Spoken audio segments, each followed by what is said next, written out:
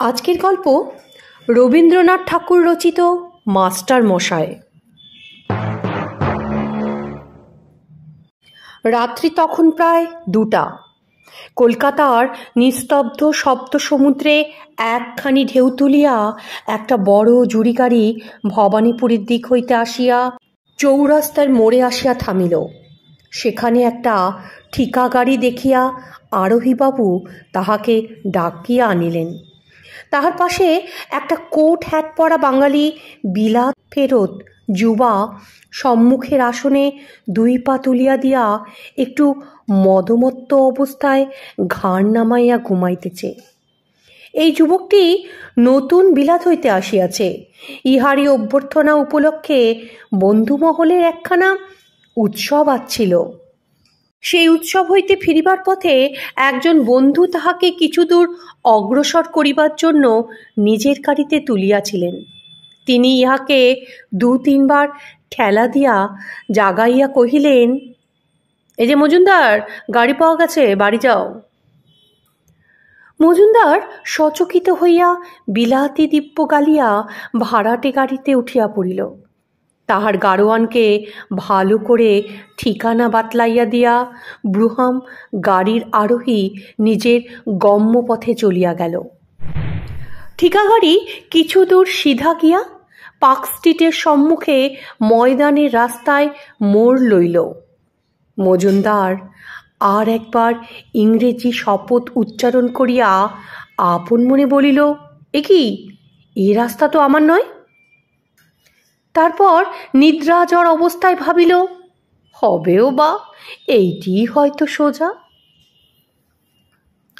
ময়দানে প্রবেশ করিতেই মজুমদারের গা যেন কেমন করিয়া উঠিল। হঠাৎ তাহার মনে হইল কোনো লোক নাই, তবু তাহার পাশের জায়গাটা যেন ভর্তি, যেন তাহার আসনে শূন্য অংশে আকাশটা নিরেট হইয়া তাহাকে ঠাসিয়া ধরিতেছে। মজুমদার ভাবিল, এই কি ব্যাপার, গাড়িটা আমার সঙ্গে একই রকম ব্যবহার করছে। তারপর চিৎকার করে বলল, গাড়োয়ান, গাড়োয়ান। গাড়োয়ান কোনো জবাব দিল না। পিছনের খড়খড়ি খুলিয়া সহিসটার হাত চাপিয়া ধরিল, কহিল, তুম ভিতর আও, बैठो। সহিস ভীত কণ্ঠে কহিল, নেই সাব, ভিতর মে হাম নেই যাতে। শুনিয়া মজুমদারের গায়ে কাঁটা দিল। সে জোর করিয়া সহিসের হাত চাপিয়া ধরিয়া কহিল, জলদি ভিতর আও। সহিস সবলে হাত ছিনাইয়া লইয়া নামিয়া দৌড় দিল। তখন মজুমদার পাশের দিকে ভয়ে ভয়ে তাকাইয়া দেখিতে লাগিল। কিছুই দেখিতে পাইল না। তবু মনে হইল পাশে একটা অটল পদার্থ একবারে তাকে চাপিয়া বসিয়া আছে। কোনো মতে গলার আওয়াজ আনিয়া মজুমদার কহিল, গাড়োয়ান, গাড়ি রোকো। বোধ হইল গাড়োয়ান যেন দাঁড়াইয়া 2 হাতে রশি টানিয়া ঘোড়া থামাইবার চেষ্টা করিতেছে, কিন্তু পারিতেছে না। না থামিয়া ঘোড়া 2টা রেড রোডের রাস্তা ধরিয়া পুনর্বার দক্ষিণের দিকে মোড় লইল। মজুমদার ব্যস্ত হয়ে বলল, আরে আরে, কাহা যাতা? কিন্তু কোনো উত্তর আসলো না। পাশের শূন্যতার দিকে রহিয়া রহিয়া কটাক্ষ করিতে করিতে মজুমদারের সর্বাঙ্গ দিয়া ঘাম ছুটিতে লাগিল। কোনো মতে আড়ষ্ট হইয়া নিজের শরীরটাকে যতদূর সংকীর্ণ করিতে হয় তাহা সে করিল, কিন্তু সে যতটুকু জায়গা ছাড়িয়া দিল ততটুকু জায়গা ভরিয়া উঠিল আবার। মজুমদার ভীত কণ্ঠে চিৎকার করিতে চাহিল, কিন্তু তাহার গলা হইতে কোনো আওয়াজ বাহির হইল না। অন্ধকারে ময়দানের গাছগুলো ভূতের নিস্তব্ধ পার্লামেন্টের মতো পরস্পর মুখোমুখি করিয়া দাঁড়াইয়া আছে, এবং গ্যাসের খুঁটিগুলো সমস্তই যেন জানে অথচ কিছুই যেন বলিবে না, এমনভাবে খাড়া হইয়া মিটমিটে আকাশ শিখার চোখ টিপিতে লাগিল। মজুমদারের মনে হইল চট করিয়া এক লাফে সামনের আসনে গিয়া বসে।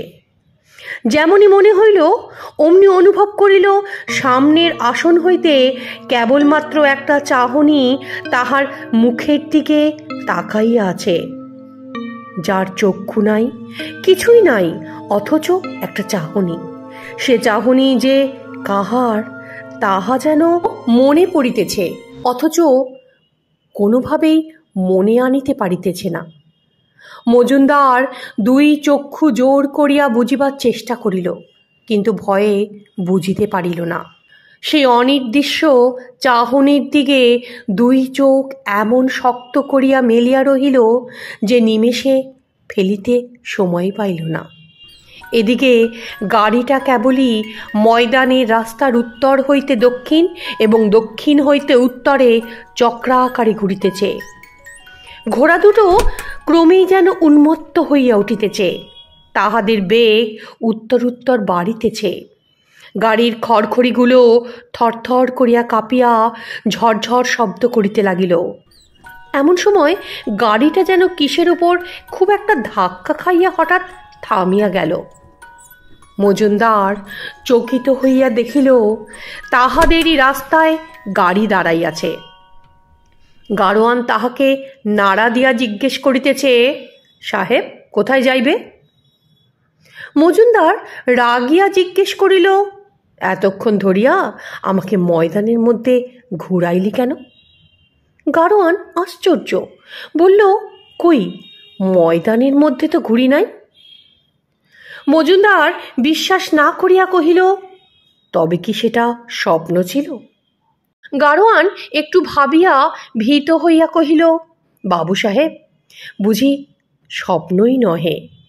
আমার এই গাড়িতেই আজ 3 বছর হইল একটা ঘটনা ঘটিয়াছিল। মজুমদারের তখন নেশা আর ঘুমের ঘোর সম্পূর্ণ ছাড়িয়ে যাওয়াতে গাড়োয়ানের গল্পে কর্ণপাত না করে ভাড়া চুকাইয়া চলিয়া গেল।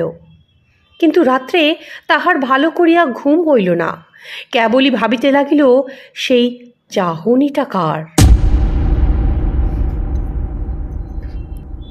অদূর মজুমদারের বাপ সামান্য শিপ সরকারি হইতে আরম্ভ করিয়া একটা বড় হৌসের মুচ্ছুদ্দিগিরি পর্যন্ত উঠিয়াছিল। অদূরবাবু বাপের উপার্জিত নগদ টাকা সুদে খাটাইতেছেন, তাহাকে আর নিজে খাটিতে হয় না। বাপ মাথায় সাদা ফেটা বাঁধিয়া পালকিতে করিয়া আফিসে যাইতেন, আর এদিকে তাহার ক্রিয়াকর্ম দান ধ্যান যথেষ্টই ছিল।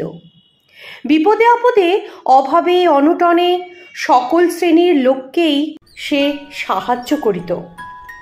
ইহাই তিনি গর্বের বিষয় মনে করিতেন। অদূরবাবু বড় বাড়ি আর গাড়ি জুড়ি করিয়াছেন, কিন্তু লোকের সঙ্গে তার সম্পর্ক ভালো না। কেবল টাকা ধারের দালাল আসিয়া তাহার বাঁধানো হুকায় টান দেয় এবং অ্যাটর্নি অফিসের বাবুদের সঙ্গে স্ট্যাম্প দেওয়া দলিলের শর্ত সম্বন্ধে শুধুমাত্র আলোচনাই হয়। তাহার সংসারের খরচ পত্র সম্বন্ধে হিসাবের এমনই কষাকষি যে পাড়ার ফুটবল ক্লাবের নাছোড়বান্ধা ছেলেরাও বহু চেষ্টায় তাহার তহবিলে দন্তস্ফুট করিতে পারে নাই। এমন সময় তাহার ঘরকন্যায় অতিথি আসিল। ছেলে হলো না করে অনেকদিন পরে তাহার একটি ছেলে জন্মিল। ছেলেটির চেহারা তাহার মার ধরনের, বড় বড় চোখ, টিকালো নাক, রং রজনীগন্ধার পাপড়ির মতো। যে দেখিল সেই বলিল, আহা, ছেলে তো নয়, যেন কার্তিক। অধরবাবুর অনুগত অনুচর রতিকান্ত বলিল, বড় ঘরের ছেলে তো এমনই হওয়া উচিত। ছেলেটির নাম রাখা হইল বেণুগোপাল। ইতিপূর্বে অধর মজুমদার সংসারে যতই কিপটেমি করুক না কেন, ছেলে হওয়ার পর ননিবালাকে তিনি আর জব্দ করিতে পারিলেন না। বেণুগোপালের জন্য আজ এটা লাগবে, কাল সেটা লাগবে করে সে বহু জিনিস গড়াইয়া লইল এবং অধর মজুমদার দিতে বাধ্য থাকিল। এদিকে বেণুগোপাল বাড়িয়া উঠিতে লাগিল। বেনুর জন্য খরচ করাটা অধরলালের অভ্যাস হয়ে গেল। তাহার জন্য বেশি মাহিনা দিয়া একখানি পাশ করা বুড়ো মাস্টার রাখা হলো। এই মাস্টার বেনুকে মিষ্ট ভাষায় শিষ্টাচারে বশ করিবার অনেক চেষ্টা করল, কিন্তু তিনি নাকি বরাবর ছাত্রদিগকে কড়া শাসনে রাখিয়াছেন। আজ পর্যন্ত মাস্টারি মর্যাদা অক্ষুণ্ণ রাখিয়া চলিতেছেন। ননিবালা অধরলালকে কহিল, এ কেমন মাস্টার গো? ওকে দেখিলেই যে ছেলে অস্থির হয়, ওকে ছাড়াইয়া দাও। বুড়ো মাস্টার বিদায় লইল। সেকালে মেয়ে যেমন স্বয়ংবরা হইত, তেমনি ননিবালার ছেলে স্বয়ং মাস্টার হইতে বসিল। সে যাহার কাছে পড়িবে তাহার কাছেই তাকে পড়িতে দিতে হইবে। তাহার পাস বা সার্টিফিকেট সব বৃথা। এমনই সময়টিতে গায়ে একখানি ময়লা চাদর আর পায়ে ছেঁড়া ক্যাম্বিসের জুতো পরিয়া মাস্টারির উমেদারিতে হরলাল আসিয়া জুটিল। তাহার বিধবা মা পরের বাড়িতে রাঁধিয়া আর ধান ভাঙিয়া তাহাকে মফস্বলের এন্ট্রেন্স স্কুলে কোনো মতে পাশ করাইয়াছে। এখন হরলাল কলিকাতার কলেজে পড়িবে বলিয়া প্রাণপণ প্রতিজ্ঞা করিয়াছে। অনাহারে তাহার মুখের নিম্ন অংশ শুকাইয়া গেছে। তাহাকে দেখিয়া দারোয়ান জিজ্ঞাসা করিল, তুমি কি চাও? কাহাকে চাও? কথা শুনিয়া হরলাল ভয়ে ভয়ে বলিল, বাড়ির বাবুর সঙ্গে দেখা করতে চাই। দারোয়ান বলিল, হবে না। তাহার উত্তরে হরলাল কি বলিবে ভাবিয়া না পাইয়া ইতস্তত করিতেছিল। এমন সময় 7 বছরের ছেলে বেণুগোপাল বাগানে খেলা সারিয়া দেউড়িতে আসিয়া উপস্থিত। দারোয়ান হরলালকে চলে যেতে বলায় বেণুর হঠাৎ জিদ চড়িল। সে বলিল, নেহি জায়গা বলিয়াই সে হরলালের হাত ধরিয়া তাহাকে দোতলার বারান্দায় তাহার বাপের সামনে আনিয়া হাজির করিল। বাবু তখন দিবানিদ্রা সারিয়া অলসভাবে বারান্দায় বেতের চেয়ারে চুপচাপ বসিয়া পা দোলাইতেছিল ও বৃদ্ধ রতিকান্ত একটা কাঠের চৌকিতে আসন হইয়া বসিয়া ধীরে ধীরে তামাক টানিতেছিল। সেদিন এই সময়ে এই অবস্থায় দৈবক্রমে হরলালের মাস্টারি বহাল হইয়া গেল। রতিকান্ত জিজ্ঞেস করিল, আপনার পড়া কি পর্যন্ত? হরলাল মুখখানি নিচু করিয়া কহিল, এন্ট্রান্স পাস। রতিকান্ত ভ্রু কুচকিয়ে বলল, শুধু এন্ট্রান্স? আমি বলি, কলেজে পড়েছেন? আপনার বয়স তো মশায় কম নয়। হরলাল চুপ। আশ্রিত ও আশ্রয় প্রত্যাশীদিগকে সকল রকম পীড়ন সহ্য করিতে হয়। রতিকান্ত আদর করিয়া বেণুকে কোলের কাছে টানিয়া লইবার অনেক চেষ্টা করিল, কিন্তু বেণু তাহাকে পছন্দ করে না। রতিকান্ত হরলালকে বহু প্রকার খোঁচা দিতে লাগিল, কিন্তু শেষ পর্যন্ত হরলাল বাড়িতে থাকিবে, খাইবে এবং 5 টাকা করিয়া বেতন পাইবে, এটাই স্থির হইল। বাড়িতে রাখিয়া যেটুকু অতিরিক্ত দাক্ষিণ্য প্রকাশ করা হইবে তাহার বদলে অতিরিক্ত কাজ আদায় করিয়া লইলেই এটুকু সার্থক হইতে পারে। এবারের মাস্টার টিকিয়া গেল। প্রথম হইতেই হরলালের সঙ্গে বেণুর একটা ভাব জমিয়া গেল, যেন তাহারা 2 ভাই। কলিকাতায় হরলালের আত্মীয় বন্ধু কেহ নাই। এই সুন্দর ছোট ছেলেটি তাহার সমস্ত হৃদয় জুড়িয়া আছে। অভাগা হরলালের এমন করিয়া কোনো মানুষকে ভালোবাসিবার সুযোগ ইতিপূর্বে ঘটে নাই। কি করিলে তাহার অবস্থা ভালো হইবে এই আশায় সে বহু কষ্টে বই জোগাড় করিয়া কেবলমাত্র নিজের চেষ্টায় দিনরাত শুধু পড়া করিয়াছে। সেই পৃথিবীর সকল মানুষের নিচে চাপা পড়া হরলাল নিজেও জানিত না তাহার মনের মধ্যে এত স্নেহের রস অবসরের অপেক্ষায় এমন করিয়া জমা ছিল। বেণুর সঙ্গে খেলা করিয়া তাহাকে পড়াইয়া অসুখের সময় তাহার সেবা করিয়া হরলাল স্পষ্ট বুঝিতে পারিল নিজের অবস্থার উন্নতি করার চেয়ে মানুষের আর একটা জিনিস আছে, সে যখন পাইয়া যায় তখন তাহার কাছে আর কিছুই লাগে না। বেণুও যেন হরলালকে পাইয়া বাঁচিল, কারণ ঘরে সে একটি ছেলে, একটি অতি ছোট ও তার একটি 3 বছরের বোনও আছে। বেণু তাহাদিগকে সঙ্গদানের যোগ্যই মনে করে না। পাড়ার সমবয়সী ছেলের অভাব নাই, কিন্তু অধরলাল নিজের ঘরকে অত্যন্ত বড় ঘর বলিয়া নিজের মনে নিশ্চয় স্থির করিয়া রাখাতে মেলামেশা করিবার উপযুক্ত ছেলে বেণুর ভাগ্যে জোটে নাই। সেজন্য হরলালই তার একমাত্র সঙ্গী। অনুকূল অবস্থায় বেণুর যে সকল দৌরাত্ম্য 10 জনের মধ্যে ভাগ হইয়া একরকম সহনযোগ্য হইতে পারিত, তাহা সমস্তই একা হরলালকে বহিতে হয় এখন। এই সমস্ত উপদ্রব প্রতিদিন সহ্য করিতে করিতে হরলালের স্নেহ যেন আরো দৃঢ় হয়। রতিকান্ত বলিতে লাগিল, আমাদের এই বাবুকে মাস্টার মশায় মাটি করিতে বসিয়াছেন। অধরলালেরও মাঝে মাঝে মনে হয় মাস্টারের সঙ্গে ছাত্রের সম্বন্ধটি ঠিক যেন যথাচিত নয়, কিন্তু হরলালকে বেণুর কাছ থেকে তফাত করে এমন সাধ্য কার? বেণুর বয়স এখন 11। হরলাল FA পাশ করিয়া জলপানি পাইয়া 3য় বর্ষে পড়িতেছে। ইতিমধ্যে কলেজে তাহার 2-1টা বন্ধুও জুটেছে, কিন্তু ওই 11 বছরের ছেলেটি তাহার সকল বন্ধুর সেরা। কলেজ হইতে ফিরিয়া বেণুকে লইয়া সে গোলদিঘি এবং কোনো কোনো দিন ইডেন গার্ডেনে বেড়াইতে যাইত। তাহাকে গ্রিক ইতিহাসের বীরপুরুষদের কাহিনী বলিত, তাহাকে স্কট ও ভিক্টর গল্প একটু একটু করিয়া বাংলায় শুনাইত, আর উচ্চস্বরে তাহার কাছে ইংরেজি কবিতা আবৃত্তি করিয়া তাহার তর্জমা করিয়া ব্যাখ্যাও করিত।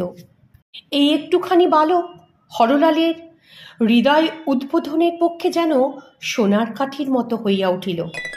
একলা বসিয়া যখন পড়া মুখস্থ করিত, তখন ইংরেজি সাহিত্য সে এমন করিয়া মনের মধ্যে গ্রহণ করে নাই। এখন সে ইতিহাস, বিজ্ঞান, সাহিত্য যাহা কিছু পড়ে, তাহার মধ্যে কিছু রস পাইলেই সেটা আগে বেণুকে দেবার চেষ্টা করে, এবং বেণুর মনে সেই রসবোধ সঞ্চার করিবার চেষ্টাতেই তাহার নিজের বুঝিবার শক্তি এবং আনন্দের অধিকার যেন 2 গুণ বাড়িয়া যায়। বেণু স্কুল হইতে আসিয়াই কোনো মতে তাড়াতাড়ি জলপান করিয়া হরলালের কাছে যাইবার জন্য ব্যস্ত হয়। তাহার মা তাহাকে কোনো ছুতায় আটকাইতে পারে না। ননিবালার ইহা ভালো লাগে না। তাহার মনে হইতে থাকে হরলাল নিজের চাকরি বজায় রাখবার জন্য ছেলেকে বশ করিয়াছে। সে একদিন হরলালকে ডাকিয়া পর্দার আড়াল হইতে বলিল, তুমি বাবু মাস্টার, ছেলেকে কেবল সকালে 1 ঘন্টা আর বিকেলে 1 ঘন্টা পড়াইবে।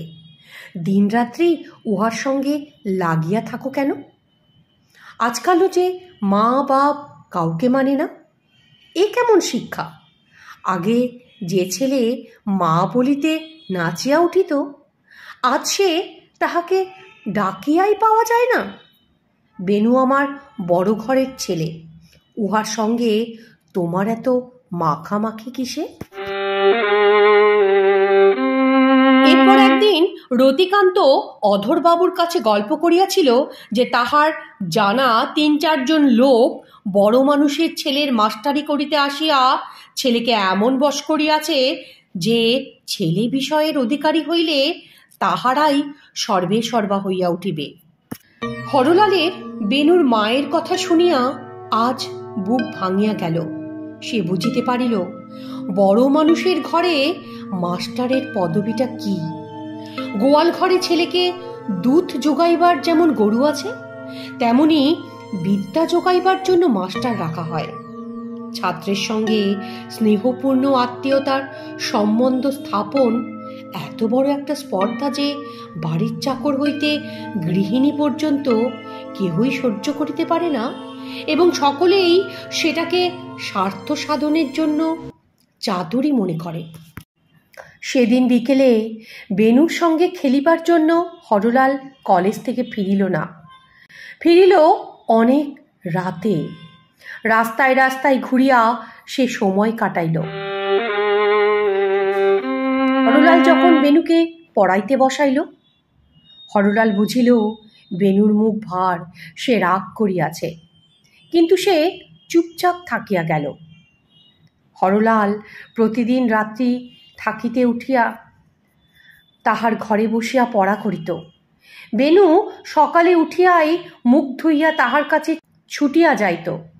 বাগানে বাঁধানো চৌবাচ্চায় মাছ ছিল, তাহাদিগকে মুড়ি খাওয়ানো একটা কাজ। বাগানের এক কোণে কতগুলো পাথর সাজাইয়া ছোট ছোট রাস্তা আর ছোট গেট বেড়া তৈরি করিয়া বেনু বালখিল্য ঋষির আশ্রমের উপযুক্ত একটি ছোট বাগান বানাইয়াছিল। সে বাগানের মালির কোনো অধিকার ছিল না। সকালে ওই বাগান চর্চা করিত বেনু এবং হরলাল। তাহার পরে রৌদ্র বেশি হইলে বাড়ি ফিরিয়া বেনু হরলালের কাছে পড়িতে বসিত। কাল সায়াহ্নে যে গল্পের অংশ শোনা হয় নাই সেইটি শুনিবার জন্য আজ বেনু যথাসাধ্য ভোরে উঠিয়া বাহিরে ছুটিয়া আসিয়াছিল। সে মনে করিয়াছিল সকালে উঠিয়া সে আজ মাস্টার মশাইকে দেখাইয়া দিবে, কিন্তু ঘরে আসিয়া দেখিল মাস্টার ঘরে নাই। দারোয়ানকে জিজ্ঞাসা করিলে বলিল মাস্টার বাহির হইয়া গেছে। সেদিন সকালে পড়িতে বসার সময় বেনুর মুখ গম্ভীর ছিল। সকালবেলায় হরলাল কেন যে বাহির হইয়া গিয়াছিল তাহাও সে জিজ্ঞেস করে নাই। হরলাল বেনুর মুখের দিকে না চাহিয়া তাকে পড়াইয়া চলিয়া গেল। বেনু বাড়ির ভিতরে তাহার মার কাছে যখন খাইতে বসিল, তখন তাহার মা জিজ্ঞাসা করিল, হ্যাঁ রে, কাল বিকেল হইতে তোর কি হইয়াছে বলতো? মুখ হাঁড়ি করিয়া আছিস, ভালো করিয়া খাইতেছিস না, ব্যাপার কি? বেনু কোনো উত্তর করিল না। আহারের পর মা তাহাকে টানিয়া কোলের মধ্যে নিয়া অনেক প্রশ্ন করিল। তখন সে আর থাকিতে না পারিয়া ফুপাইয়া কাঁদিয়া উঠিল, বলিল, মাস্টার মশাই। শুধু এটুকুই তার মুখ থেকে উচ্চারিত হলো। মা কহিলেন, মাস্টার মশাই কি রে? বেনু বলিল, না না, কিছু না। কারণ মাস্টারের প্রতি তার কি অভিযোগ সেটা সে ভাষায় ব্যক্ত করতে পারে না। ননিবালা বলিল, মাস্টার বুঝি তোর মার নামে তোর কাছে লাগাইছে না রে? সে কথার কোনো অর্থ বেনু বুঝিতে পারিল না, শুধু এক দৌড়ে সেখান থেকে চলিয়া গেল। ইতিমধ্যে বাড়িতে অধরবাবুর কতগুলো কাপড় চোপড় চুরি হয়ে গেল। পুলিশকে খবর দেওয়া হলো। পুলিশ খানা তল্লাশিতে হরলালেরও বাক্স সন্ধান করিতে ছাড়িল না। রতিকান্ত নিতান্তই নিরীহভাবে বলিল, যে লোক লইয়াছে সে কি আর মাল বাক্সর মধ্যে রাখবে? মালের কোনো কিনারা হলো না। এরূপ লোকসান অধরলালের পক্ষে অসহ্য। তিনি পৃথিবীশুদ্ধ লোকের ওপর চটিয়া গেলেন। রতিকান্ত কহিল, বাড়িতে অনেক লোক রহিয়াছে, কাহাকেই বা দোষ দিবেন, কাহাকেই বা সন্দেহ করবেন? যাহার যখন খুশি আসিতেছে যাইতেছে। অধরলাল মাস্টারকে ডাকাইয়া বলিলেন, দেখো হরলাল, তোমাদের কাহাকেও বাড়িতে রাখা আমার পক্ষে সুবিধে হবে না। এখন হইতে তুমি আলাদা বাসায় থাকিয়া বেনুকে ঠিক সময় মতো পড়াইয়া যাও, এটাই ভালো। না হয় আমি তোমার 2 টাকা মাহিনা বৃদ্ধি করিয়া দিব। রতিকান্ত তামাক টানিতে টানিতে বলিল, এ তো অতি ভালো কথা, উভয় পক্ষেরই ভালো। হরলাল মুখ নিচু করিয়া শুনিল। তখন কিছুই বলিতে পারিল না। ঘরে আসিয়া অধরবাবুকে চিঠি লিখিয়া পাঠাইল। নানা কারণে বেণুকে পড়ানো তার পক্ষে অসুবিধে, অতএব আজই সে বিদায় গ্রহণ করিবার জন্য প্রস্তুত। সেদিন বেণু স্কুল হইতে ফিরিয়া আসিয়া দেখিল মাস্টারের ঘর শূন্য। তাহার সেই ভগ্নপ্রায় টিনের বাক্স প্যাটরা নাই। দড়ির ওপর তাহার চাদর গামছা ঝুলিত, সে দড়িটাও ফাঁকা। টেবিলের ওপর খাতা পত্র ও বই এলোমেলো ছড়ানো। তাহার বদলে সেখানে একটা বড় বোতলের মধ্যে সোনালি মাছ ঝকঝক করতে করতে ওঠানামা করছে। বোতলের গায়ের উপর মাস্টার মশাইয়ের হস্তাক্ষরে বেণুর নাম লেখা। একটা কাগজ আটা আর একটি নূতন ভালো বাধাই করা ইংরেজি ছবির বই। তাহার ভিতরকার পাতায় এক প্রান্তে বেণুর নাম, আর তাহার নিচে আজকের তারিখ, মাস, সন সব দেওয়া আছে। বেণু ছুটিয়া তাহার বাপের কাছে গেল, কহিল, বাবা, মাস্টার মশাই কোথায় গেছেন?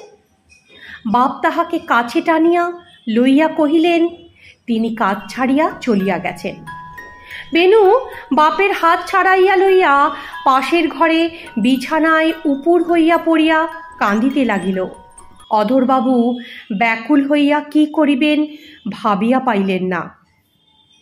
পরদিন বেলা 10:30টার সময় হরলাল একটা মেষের ঘরে তক্তাপোষের ওপর আনমনা হয়ে কলেজে যাইবে কিনা ভাবিতেছে। সেই সময়ে বেণু আসিয়া ঘরে ঢুকিল। তারপর হরলালের গলা জড়াইয়া ধরিল। হরলালের গলার স্বর আটকাইয়া গেল। হরলাল কথা কহিতে পারিল না। বেণু কহিল, মাস্টার মশাই, আমাদের বাড়ি চলো। বেণু তাহাদের বৃদ্ধ দারোয়ান চন্দ্রভানকে ধরিয়া আনিয়াছে। যেমন করিয়া হোক মাস্টারকে তাহাকে লইয়াই যাইতে হইবে। পাড়ায় যে মুটে হরলালের প্যাটরা বহিয়া আনিয়াছিল, তাহার কাছ হইতে সন্ধান লইয়া আজ স্কুলে যাইবার গাড়িতে চন্দ্রভান বেণুকে হরলালের মেসে আনিয়া উপস্থিত করিয়াছে। কেন যে হরলালের পক্ষে বেণুদের বাড়ি যাওয়া অসম্ভব তাহা সে বলিতে পারিল না, অথচ তাহাদের বাড়িতেও যাইতে পারিল না। বেণু যে তাহার গলা জড়াইয়া ধরিয়া তাহাকে বলিতেছিল, আমাদের বাড়ি চলো, সেই স্পর্শ আর কথাটি স্মৃতি কতদিন কত রাত্রে তাহার কণ্ঠ চাপিয়া ধরিয়া যেন তাহার নিঃশ্বাস রোধ করিয়াছে। ক্রমে এমনও দিন আসিল যখন দুই পক্ষেরই সমস্ত চুকিয়া গেল। বক্ষের শিরা আঁকড়াইয়া ধরিয়া বেদনা নিশাচর বাদুড়ের মতো আর ঝুলিয়া রহিল না। হরলাল অনেক চেষ্টা করিয়াও পড়িতে মনোযোগ হইতে পারিল না। সে কোনো মতেই স্থির হইয়া পড়িতে বসিতে পারে না। সে খানিকটা পড়িবার চেষ্টা করিয়াই ধা করিয়া উঠিয়া যায়, আর অকারণে রাস্তায় রাস্তায় ঘুরিয়া বেড়ায়। কলেজে লেকচারের নোটের মাঝে মাঝে বড় বড় ফাঁক পড়ে এবং মাঝে মাঝে সে সমস্ত আঁকা জোকা তার মাথার মধ্যে অদৃশ্য হয়ে যায়। হরলাল বোঝে এ সমস্ত ভালো লক্ষণ নয়। পরীক্ষায় সে পাশ হয়তো করবে, কিন্তু বৃত্তি পাইবে না। বৃত্তি না পাইলে কলিকাতায় তাহার একদিনও চলিবে না। ওদিকে দেশে মাকেও 2-4 টাকা পাঠাতে হয়। নানা চিন্তা করিয়া সে চাকরির চেষ্টা করিতে লাগিল। চাকরি পাওয়া কঠিন, কিন্তু না পাওয়া তার পক্ষে আরও কঠিন। এই জন্য আশা ছাড়িল না। হরলালের সৌভাগ্যক্রমে একটি বড় ইংরেজ সদাগরের অফিসে উমেদারি করিতে গিয়া হঠাৎ সে বড় সাহেবের নেক নজরে পড়িল। সাহেবের বিশ্বাস ছিল তিনি মুখ দেখিয়া লোক চিনিতে পারেন। হরলালকে ডাকিয়া আবার তার সঙ্গে 2-4 কথা কহিয়াই তিনি মনে মনে বলিলেন, এ লোকটাই আমার চলিবে। জিজ্ঞেস করিল, কাজ জানা আছে? হরলাল কহিল, না। জামিন দিতে পারিবে? তার উত্তরও আসিল, না। কোনো বড় লোকের কাছ থেকে সার্টিফিকেট আনিতে পারিবে? তখন হরলাল বলিল, কোনো বড় লোককেই সে চেনে না। শুনিয়া সাহেব যেন খুশি হইল, বলল, আচ্ছা বেশ, 25 টাকা বেতনের কাজ আরম্ভ করো, কাজ শিখিলে উন্নতি হইবে। তারপরে সাহেব তাহার বেশভূষার প্রতি দৃষ্টি নিক্ষেপ করিয়া কহিল, এই যে 15 টাকা আগাম নাও, অফিসের পরার উপযুক্ত কাপড় চোপড় কিনে নিয়ে এসো। কাপড় কেনা হলো। হরলাল অফিসে যাতায়াত শুরু করল। বড় সাহেব তাহাকে ভূতের মতো খাটাইতেন। অন্য কেরানিরা বাড়ি গেলেও হরলালের ছুটি ছিল না। একদিন সাহেবের বাড়ি গিয়াও তাহাকে কাজ বুঝাইয়া দিতে হইত। এমনি করিয়া কাজ শিখিতে বিলম্ব হইল না হরলালের। তাহার সহযোগী কেরানিটা তাহাকে ঠকাইবার অনেক চেষ্টা করিয়াছে, তাহার বিরুদ্ধে অনেক রকম কথা লাগালাগি করিয়াছে, কিন্তু এই নিঃশব্দ নিরীহ সামান্য হরলালের তাতে কোনো অপকার হয় নাই। যখন তাহার 40 টাকা মাহিনা হইল, তখন হরলাল দেশ হইতে মাকে আনালেন এবং একটি ছোট গলির মধ্যে বাসা ভাড়া করিলেন। এতদিন পরে তাহার মার যেন দুঃখ ঘুচিল। মা বলিলেন, বাবা, এবার বউ আনো। হরলাল মাতাকে প্রণাম করিয়া বলিল, এইটি হচ্ছে না মা। মাতার আর একটি অনুরোধ ছিল। তিনি বলিলেন, তুই যে সারাদিন ওই বেণুগোপালের কথা বলিস, তাহাকে একদিন নিয়ে আয় না বাবা, তাহাকে নেমন্তন্ন করে খাওয়াই। হরলাল বলিল, মা, এই বাসায় সে আসলে তাকে তুমি বসতে দেবে কোথায়? হরলালের বেতন বৃদ্ধির সঙ্গে ছোট গলি হইতে বড় গলি, আর ছোট বাড়ি হইতে বড় বাড়িতে তাহার বাস পরিবর্তন হইল। তবু সে কি জানি কি মনে করিয়া অধরলালের বাড়ি যাইতে বা বেণুকে নিজের বাসায় ডাকিতে সংকোচ বোধ করিতেছিল। হয়তো কোনোদিনও সে সংকোচ ঘুচিত না। এমন সময়ে হঠাৎ খবর পাওয়া গেল বেণুর মা মারা গেছে। শুনিয়া মুহূর্ত বিলম্ব না করিয়া সে অধরলালের বাড়ি গেল। এই দুই অসমবয়সী বন্ধুতে অনেক দিন পরে দেখা হইল। বেণুর অশৌচের সময় পার হইয়া গেল, তবুও সে বাড়িতে হরলালের যাতায়াত চলিতেই লাগিল। কিন্তু ঠিক তেমনটি আর কিছু নাই। বেণু এখন বড় হয়েছে, তাহার মুখে নূতন গোপের রেখা বেরিয়েছে, চাল চলনে বাবুয়ানা ফুটে উঠেছে। এখন তাহার উপযুক্ত বন্ধু বান্ধবের অভাব নাই। বেণু এখন কলেজে যায়, কিন্তু দ্বিতীয় বার্ষিকীর সীমানা পার হইবার জন্য তাহার কোনো তাগিদ নাই। বাপ স্থির করিয়া রাখিয়াছে 2টি পাশ করিলে ছেলের বিবাহ দিবে, কিন্তু ছেলের মা জানিতেন ও স্পষ্ট করিয়া বলিতেন, আমার বেণুকে সামান্য লোকের ছেলের মতো গৌরব প্রমাণ করবার জন্য পাশের হিসাব দিতে হইবে না। লোহার সিন্ধুকে কোম্পানির কাগজ অক্ষয় হইয়া থাক। ছেলেও মাতার এ কথাটা বেশ করিয়া মনে মনে বুঝিয়া লইয়াছিল। শেষ পর্যন্ত হরলাল বুঝিয়াছিল বেণুর পক্ষে সে আজ নিতান্তই অনাবশ্যক। কেবল থাকিয়া থাকিয়া সেই দিনের কথা মনে পড়িল, যেদিন বেণু হঠাৎ সকালবেলায় তাহার সেই মেষের বাসায় গিয়া তাহার গলা জড়াইয়া ধরিয়া বলিয়াছিল, মাস্টার মশাই, আমাদের বাড়ি চলো। সে বেণু এখন আর নাই, সে বাড়িই নাই। এখন মাস্টার মশাইকে কেউ আর মাস্টার মশাই বলে ডাকে না। হরলালের মা ছাড়িলেন না। তিনি বারবার হরলালকে একই কথা বলিতে লাগিলেন। তিনি নিজের হাতে বেণুগোপালকে রান্না করিয়া খাওয়াইতে চান। অবশেষে হরলাল একদিন তাহাকে নিমন্ত্রণ করিল। কহিল, অধরবাবুর কাছ হইতে অনুমতি লইয়া আসি। বেণু কহিল, অনুমতি লইবার প্রয়োজন নাই। আপনি কি মনে করেন আমি এখনো সেই খোকাবাবু আছি? হরলালের বাসায় বেণু খাইতে আসিল। মা এই কার্তিকের মতো ছেলেটিকে তাহার দুই স্নিগ্ধ চক্ষুর আশীর্বাদে অভিষিক্ত করিয়া যত্ন করিয়া খাওয়াইলেন। তাহার কেবলই মনে হইতে লাগিল, আহা, এই বয়সে মা মারা যাওয়া কি মুখের কথা? কি জানি ছেলেটি কেমন আছে। আহার সারিয়াই বেনু কহিল, মাস্টারমশাই, আমাকে আজ একটু সকাল সকাল যাইতে হইবে, আমার দুই বন্ধু আমার অপেক্ষা করছে। বলিয়া পকেট হইতে একটা সোনার ঘড়ি খুলিয়া একবার সময় দেখিল। তাহার পরে সংক্ষেপে বিদায় লইয়া জুড়ি গাড়িতে চড়িয়া চলিয়া গেল। হরলাল তাহার বাসার দরজার কাছে দাঁড়াইয়াই রহিল। গাড়ি সমস্ত গলিতে কাঁপাইয়া দিয়া মুহূর্তের মধ্যে চোখের সীমানার বাইরে চলিয়া গেল। মা কহিলেন, হরলাল, উহাকে মাঝে মাঝে ডাকিও, এই বয়সে মা মরা দুঃখের কথা। হরলাল চুপ করিয়া রহিল। এই মাতৃহীন ছেলেটির সান্ত্বনা দিবার জন্য যে তার কোনো প্রয়োজন নাই সেটা সে বেশ বুঝিয়াছিল। সে এটাও বুঝিয়াছিল আর কখনো সে তাকে ডাকিবে না। একদিন 5 টাকা মাইনের মাস্টারি করেছিলাম বটে, কিন্তু আমি তখন সামান্য হরলাল ছিলাম। একদিন সন্ধ্যার পর হরলাল অফিস হইতে ফিরিয়া আসিল। তাহার একতলার ঘরে অন্ধকারে কে একজন বসে আছে।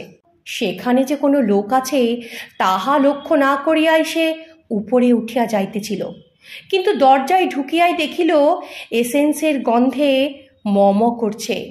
ঘরে প্রবেশ করিয়া হরলাল জিজ্ঞাসা করিল, কে মশায়? বেনু বলিল, মাস্টার মশাই, আমি। হরলাল কহিল, কি ব্যাপার, কখন আসিয়াছ? বেনু কহিল, অনেকক্ষণ। আপনি যে এত দেরি করিয়া অফিস থেকে ফেরেন তাহা তো আমি জানিতাম না। বহুকাল হইল সেই যে নিমন্তন্ন খাইয়া গেছে, তাহার পর আর একবারও বেনু এ বাসায় আসে নাই। বলা নাই কবা নাই, আজ হঠাৎ কি মনে করে সন্ধ্যার সময় সে অন্ধকারে বসে আছে সেটা ভেবেই হরলালের মন উদ্বিগ্ন হল। উপরের ঘরে গিয়ে বাতি জ্বালে দুজনে বসিল। হরলাল জিজ্ঞেস করিল, সব ভালো তো? বেনু কহিল, পড়াশোনা আমার পক্ষে বড়ই একঘেয়ে। কাহাতক যে বৎসরের পর বৎসর একই সেকেন্ড ইয়ারে আটকাইয়া থাকিব। এখন তার ক্লাসে তার চেয়ে বয়সে ছোট অনেক ছেলেরাই পড়ে, তার লজ্জা হয়, কিন্তু বাবা তো বোঝে না। হরলাল জিজ্ঞেস করিল, তোমার কি ইচ্ছে? বেনু কহিল, আমার ইচ্ছে বিলেত গিয়ে ব্যারিস্টারি পড়া। হরলাল কহিল, তোমার বাবাকে বলো তোমার ইচ্ছের কথা। বেনু কহিল, জানাইয়াছি, বাবা বলেন পাশ না করিলে বিলাতে যাইবার প্রস্তাব তিনি মানবেন না, কিন্তু আমার মন খারাপ, এখানে থাকিলে আমি কিছুতেই পাশ করিতে পারিব না। হরলাল কহিল, চলো আমার সঙ্গে তোমার বাপের কাছে চলো, আমি তাকে বুঝাইয়া বলি। কিন্তু বেনু স্থির, সে সেখানে আর যাবে না। সে কহিল, আপনার বাড়িতে যদি আমাকে রাখিতে আপনার অসুবিধে হয়, আমি সতীশের বাড়ি চলে যাব। বলেই সে যাইবার উপক্রম হইল। হরলাল তাহার হাত ধরিয়া বলিল, আরে বসো বসো, খাইয়া যাও। বেনু রাগ করিল, বলিল, না, আমি খাইতে পারিব না। বলিয়াই সে হাত ছাড়াইয়া ঘর হইতে চলিয়া গেল। এমন সময় হরলালের মা জল খাবারের ব্যবস্থা করিয়া ঘরে আসিতেছিল। সে বেনুকে ডাকিয়া জিজ্ঞেস করিল, কোথায় যাও বাছা? বেনু কহিল, আমার পক্ষে এখানে থাকা সম্ভব নয়, তাই চলে যাচ্ছি। মা একটু অবাক, কহিল, সে কি কথা বাছা, কিছু না খাইয়া কি কেউ যায়? এই বলিয়া সে বেনুকে যখন ধরিতে যাইবে, তাহার আগেই বেনু রাগ দেখাইয়া বাড়ির বাহিরে চলিয়া গেল। বেশ কিছুদিন পর হরলালের সদাগর অফিসে কি জানি কি কারণে মফস্বল হইতে প্রচুর পরিমাণে চাল ডাল এসে মজুত হইতে লাগিল। এই উপলক্ষে হরলালকে প্রতি সপ্তাহেই শনিবার ভোরের গাড়িতে 7-8 হাজার টাকা লইয়া মফস্বলে যাইতে হয়। মফস্বলে যে অফিসটি তাদের আছে সেখানে বসিয়া সে সমস্ত হিসাবপত্র দেখিয়া বর্তমান সপ্তাহের মতো কাজ চালানোর মতো পয়সা রাখিয়া চলিয়া আসিত।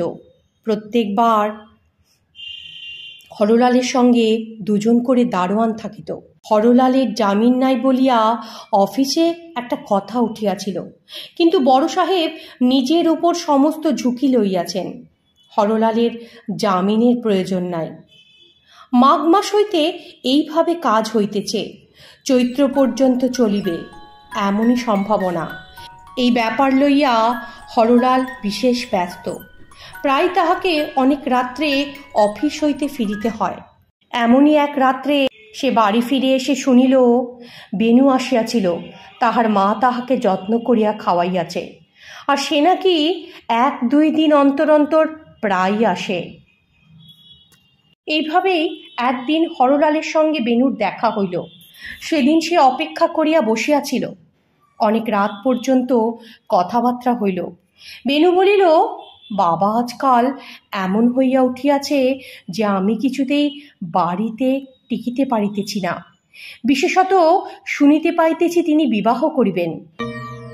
রতিবাবু সম্বন্ধ আনিয়াছে, তাহার সঙ্গে কেবলই পরামর্শ চলে। পূর্বে আমি কোথাও গিয়া যদি 2 দিন থাকতাম বাবা অস্থির হইয়া যাইত, আর এখন আমি বাড়ি থাকি সেটা তিনি খুব একটা পছন্দ করেন না। কথাগুলো শুনিয়া হরলালের মন পরিপূর্ণ হইল। বেনু কহিল, আমি যদি বিলাত যাইতে পারিতাম আর ব্যারিস্টারি পড়িতে পারিতাম, তাহলে আমার এই বিপদ হইতে আমি পরিত্রাণ পাইতাম। বেনু হরলালের কাছে টাকা দাবি করিল। হরলাল হাসিয়া কহিল, সে সামান্য সদাগর অফিসের কর্মচারী, তাহার কাছে কি অত টাকা হইবে যে সে বেনুকে বিলেতে পাঠাইতে পারিবে? তখন বেনু কহিল, আপনি তাহলে আমাকে ধার দেওয়ার বন্দোবস্ত করে দিন। হরলাল বলিল, আমার যদি সিকিউরিটি থাকিত, মানে যদি আমার নিজস্ব বাড়ি বা জমি বা পুকুর থাকিত, সেটাকে বন্ধক রাখিয়া বা বেচিয়া আমি তোমাকে টাকার ব্যবস্থা করে দিতাম, কিন্তু আমার তো সেরকম কিছুই নাই। একদিন শুক্রবার রাত্রে হরলালের বাসায় সামনে আসিয়া উপস্থিত হইল বেনু। অবাক হইয়া হরলাল টাকা গোনা বন্ধ করিল। তখন বেনু কহিল, পরশু বাবার বিবাহ, তিনি আমার কাছে তাহা গোপন করিয়াছে, আমি খবর পাইয়াছি। বাবাকে বলিলাম আমি ব্যারাকপুরের বাগান বাড়িতে যাইতে চাই। বাবা খুশি খুশি রাজি হয়ে গেলেন, যেখানে তিনি আমাকে কোনোদিনও যেতে দিতেন না আগে। এই কথা বলিয়াই বেনু কাঁদিতে লাগিল। হরলালের বুকে সেই কান্না যেন ছুরির মতো বিঁধিল। একজন অপরিচিত স্ত্রীলোক আসিয়া বেনুর মার ঘর খাট সব দখল করিয়া লইবে, সেটা বেনুর পক্ষে মেনে নেওয়া সত্যিই কষ্টদায়ক। হরলাল তাহাকে প্রশ্ন করিল, তুমি এত অলংকার পরিয়া আসিয়াছ কেন? বেনু কহিল, এগুলি সব আমার মায়ের। শুনিয়া হরলাল বহু কষ্টে চোখের জল সামলাইয়া বলিল, বেনু, খাইয়া আসিয়াছ? বেনু কহিল, হ্যাঁ। আপনার খাওয়া হয় নাই? হরলাল বলিল, না না, আমি অফিসের কাজ করিতেছি, এই কাজ সম্পন্ন না করিয়া আমি খাইতে পারিব না। বেনু কহিল, আপনি খাইয়া আসুন, তারপর আপনার সঙ্গে অনেক কথা আছে। আমি রহিলাম এই ঘরে, আপনি চিন্তা করিবেন না। হরলাল প্রথমে একটু ইতস্তত হইল, তাহার পর চট করিয়া খাইতে চলিয়া গেল এবং তাড়াতাড়ি খাওয়া শেষ করিয়া ফিরিয়া আসিয়া দেখিল বেনু বিছানার উপর বসিয়া আছে। চারিদিকে ছড়ানো টাকার মধ্যে বসিয়া বেনু আর হরলাল ছোটবেলার গল্প করিতে লাগিল। হঠাৎ বেনু কহিল, মাস্টারমশাই, এই স্বর্ণের অলংকার বাগান বাড়িতে নিয়ে যাওয়া নিরাপদ নয়, আমি এগুলো আপনার কাছে রেখে যেতে চাই। হরলাল প্রথমে কিছুতেই সম্মত হইতেছিল না, তারপর বেনুর জোড়াজুড়িতে সে রাজি হইল। তখন বেনু একটি ব্যাগের মধ্যে চেন, ঘড়ি, আংটি, বোতাম খুলে রেখে সেগুলি হরলালের কাছে দিয়ে পায়ের ধুলো নিয়ে বিদেয় হলো।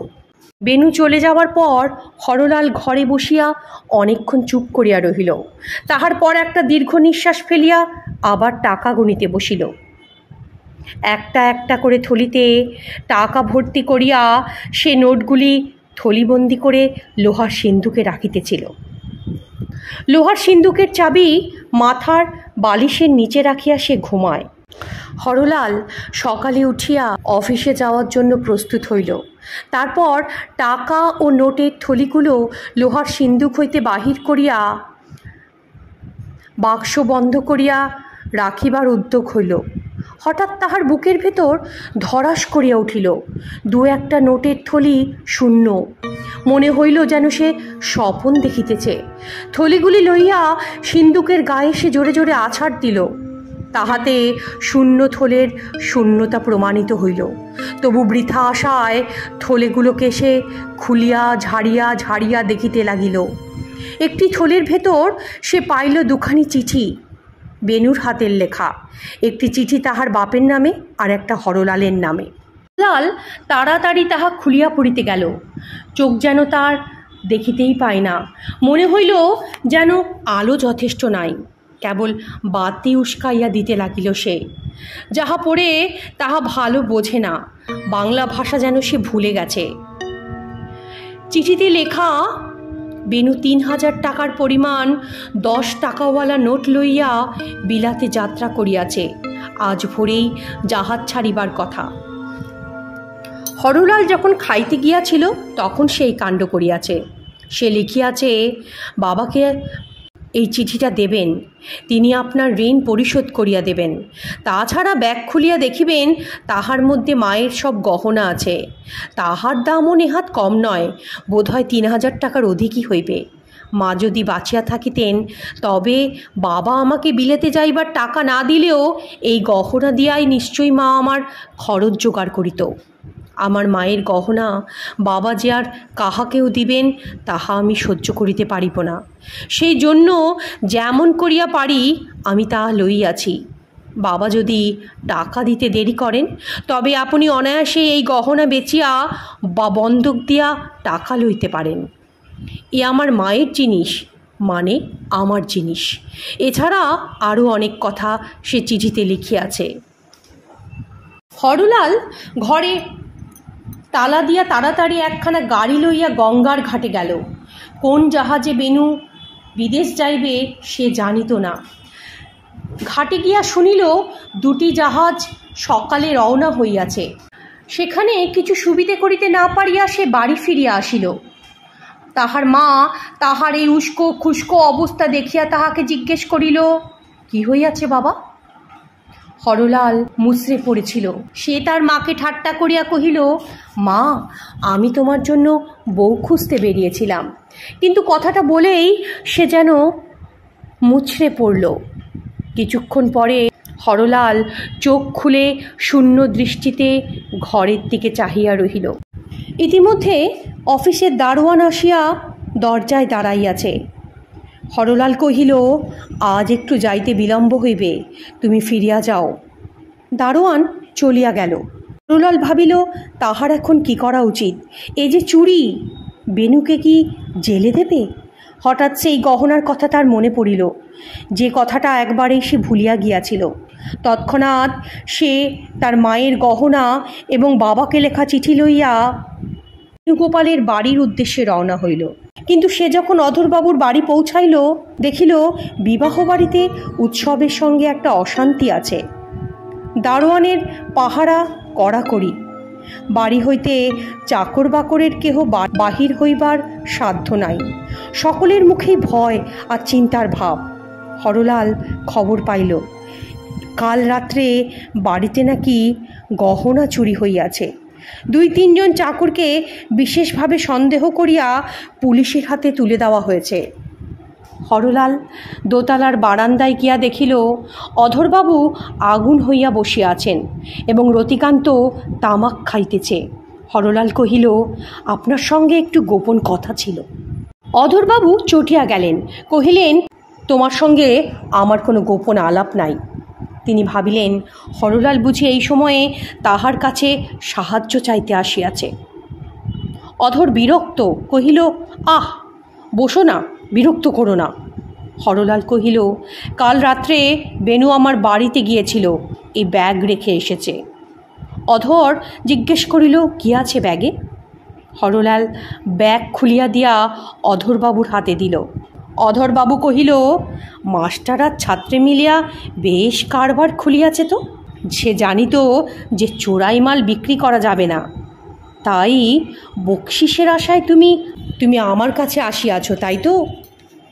তখন হরলাল অধরের হাতে পত্রখানা দিল। পড়িয়া তিনি আরও আগুন হইলেন, বলিলেন, আমি পুলিশে খবর দেব। আমার ছেলে এখনো সাবালক নয়, তুমি তাহাকে চুরি করিয়া বিলেতে পাঠাইয়াছ। হয়তো তুমি তাহাকে 500 টাকা দিয়েছ, তাই না? আর আমাকে বলিতেছ 3000। হরলাল কহিল, আমি তাহাকে ধার দিই নাই। অধর কহিল, তবে সে টাকা পাইল কোথা?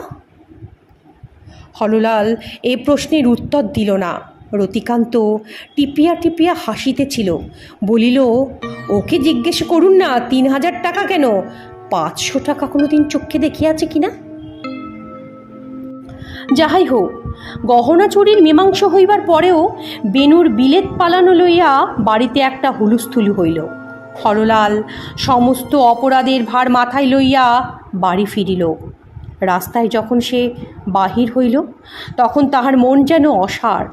ভয় করিবার বা ভাবনা করিবার শক্তি তাহার নাই। বাড়ির সম্মুখে আসিয়া দেখিল, বাড়ির সামনে গাড়ি দাঁড়াইয়া। সে চমকিয়া উঠিল।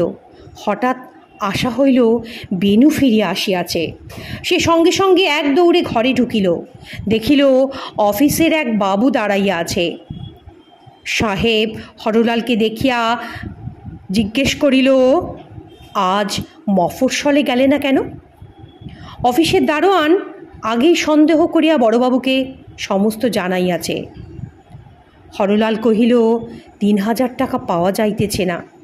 সাহেব জিজ্ঞেস করিল, কোথায় গেল 3000? হরলাল কহিল, জানি না। তারপরে সে চুপ করিয়া রহিল। সাহেব কহিল, চলো, কোথায় টাকা আছে সমস্ত দেখি। হরলাল তাহাকে সঙ্গে করিয়া লইয়া গেল। গিয়ে যেখানে টাকা থাকে সমস্ত বাহির করিয়া গুনিয়া চারিদিক সন্ধান করিয়াও 3000 টাকার সন্ধান পাওয়া গেল না। হরলালের মা কহিল, হ্যাঁ রে হরলাল, কি হয়েছে রে? হরলাল কহিল, মা, টাকা চুরি গেছে। মা অবাক, বলিল, টাকা চুরি হইবে কেমন করে? হরলাল কহিল, মা চুপ করো। সন্ধান শেষ করিয়া সাহেব বলিল, এ ঘরে রাত্রে কে ছিল? হরলাল কহিল, দ্বার বন্ধ করিয়া তো একলা আমিই শুই, আর কেহ ছিল না। সাহেব টাকাগুলো গাড়িতে তুলিয়া হরলালকে কহিল, আচ্ছা, বড় সাহেবের কাছে চলো। হরলাল বড় সাহেবের কাছে গেল। বড় সাহেবের নিকট গিয়া হরলাল কহিল, এ টাকা হারিয়ে গেছে সাহেব। আমার প্রাণ থাকিতে এ টাকা আমি কাহাকেও দিতে পারিতাম না। বড় সাহেব কহিল, দেখো হরলাল, আমি তোমাকে বিশ্বাস করিয়া এই কাজে জামিন রাখিয়াই দায়িত্ব দিয়াছি। অফিসের সকলে এ বিষয়ে বিরোধিতা করেছিল, আমি কারুর কথা শুনি নাই। শুধু বলিল, আজ সন্ধ্যের মধ্যে তুমি 3000 টাকা যেখান থেকে পারো ব্যবস্থা করে নিয়ে এসো। আমি এ নিয়ে আর কোনো কথা অফিসে তুলিব না। এই বলিয়া সাহেব উঠিয়া গেল। তখন বেলা প্রায় 11টা।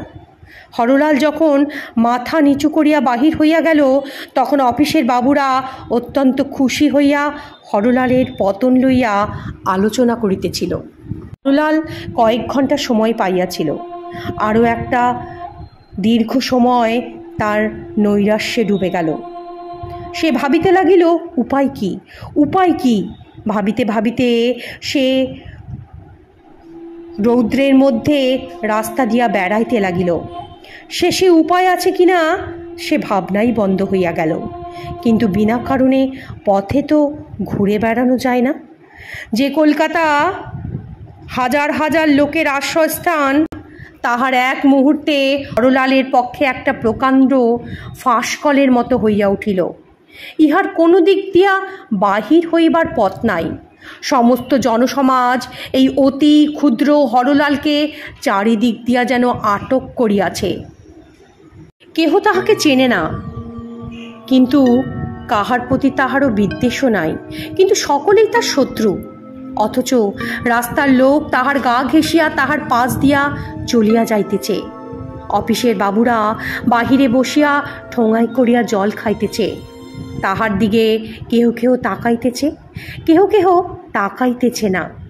হঠাৎ হরলাল একটি গাড়োয়ানকে ডাকিয়া গাড়িতে উঠিয়া বসিল। এই যে সামনে ময়দানের দিকে একটু হাওয়া খাওয়াইয়া নিয়ে আসো। গাড়োয়ানের হরলালকে দেখিয়া সন্দেহ হইল, সে যেতে চাচ্ছিল না। তখন হরলাল তাকে অগ্রিম ভাড়া মিটাইয়া দিল। সে গাড়ি তখন হরলালকে লইয়া ময়দানের রাস্তায় রাস্তায় ঘুরিয়া বেড়াইতেছিল। তখন শ্রান্ত হরলাল তাহার তপ্ত মাথা খোলা জানালার উপর রাখিয়া চোখ বুজিল। একটু একটু করিয়া তাহার সমস্ত বেদনা যেন দূর হইতে লাগিল। তাহার শরীর শীতল হইল, মনের মধ্যে একটি সুগভীর সুনিবিড় আনন্দপূর্ণ শান্তি ঘনাইয়া আসিল। একটা যেন পরম পরিত্রাণ তাহাকে চারিদিক হইতে আলিঙ্গন করিয়া ধরিল। সে যে সমস্ত দিন মনে করিয়াছিল কোথাও তাহার কোনো পথ নাই, সহায় নাই, নিষ্কৃতি নাই, তাহার অপমানের শেষ নাই, দুঃখের অবধি নাই, সে কথাটা যেন এক মুহূর্তে মিথ্যে হইল। এখন মনে হইল সে তো একটা ভয় মাত্র, সে তো সত্য নয়। যাহা তাহার জীবনকে লোহার মুঠিতে আটিয়া পিষিয়া ধরিয়াছিল, হরলাল তাহাকে আর কিছুমাত্র স্বীকার করিল না। মুক্তি অনন্ত আকাশ পূর্ণ করিয়া আছে, শান্তির কোনো সীমা নাই। এই অতি সামান্য হরলালকে বেদনার মধ্যে, অপমানের মধ্যে, অন্যায়ের মধ্যে বন্দি করিয়া রাখিতে পারে এমন শক্তি এই বিশ্ব ব্রহ্মাণ্ডের কাহারও নাই। যে আতঙ্কে সে আপনাকে আপনি বাঁধিয়াছিল তাহা সমস্তই খুলিয়া গেল। তখন হরলাল আপনার বন্ধনমুক্ত হৃদয়ের চারিদিকে অনন্ত আকাশের মধ্যে অনুভব করিতে লাগিল, যেন তাহার সেই দরিদ্র মা দেখিতে দেখিতে বাড়িতে বাড়িতে বিরাট রূপে সমস্ত অন্ধকার জুড়িয়া বসিয়াছে। তাহাকে কোথাও ধরিতেছে না। কলিকাতার রাস্তাঘাট, বাড়ি ঘর, দোকান বাজার একটু একটু করিয়া তাহার মধ্যে আচ্ছন্ন হইয়া লুপ্ত হইয়া যাইতেছে। বাতাস ভরিয়া গেল, আকাশ ভরিয়া উঠিল, একটি একটি করিয়া নক্ষত্র তাহার মধ্যে মিলাইয়া গেল। হরলালের শরীর, মনের সমস্ত বেদনা, সমস্ত ভাবনা, সমস্ত চেতনা তাহার মধ্যে অল্প অল্প করিয়া নিঃশেষ হইয়া গেল। এখন আর অন্ধকার নাই, আলোকও নাই, রহিল কেবল একটি প্রগাঢ় পরিপূর্ণতা। গির্জার ঘরে 1টা বাজিল। গাড়োয়ান অন্ধকার ময়দানের মধ্যে গাড়ি লইয়া ঘুরিতে ঘুরিতে অবশেষে বিরক্ত হইল, আর কহিল, বাবু, ঘোড়া যে আর চলিতে পারে না, কোথায় যাইতে হইবে বলেন? কিন্তু কোনো উত্তর আসিল না। কোচবাক্স হইতে নামিয়া গাড়োয়ান হরলালকে নাড়া দিয়া আবার জিজ্ঞেস করিল, কিন্তু তাতেও কোনো উত্তর নাই। তখন ভয় পাইয়া গাড়োয়ান তাহাকে পরীক্ষা করিল, দেখিল হরলালের শরীর আড়ষ্ট, তাহার নিঃশ্বাস বহিতেছে না। কোথায় যাইতে হইবে হরলালের কাছ হইতে এই প্রশ্নের আর কোনো উত্তর পাওয়া গেল না।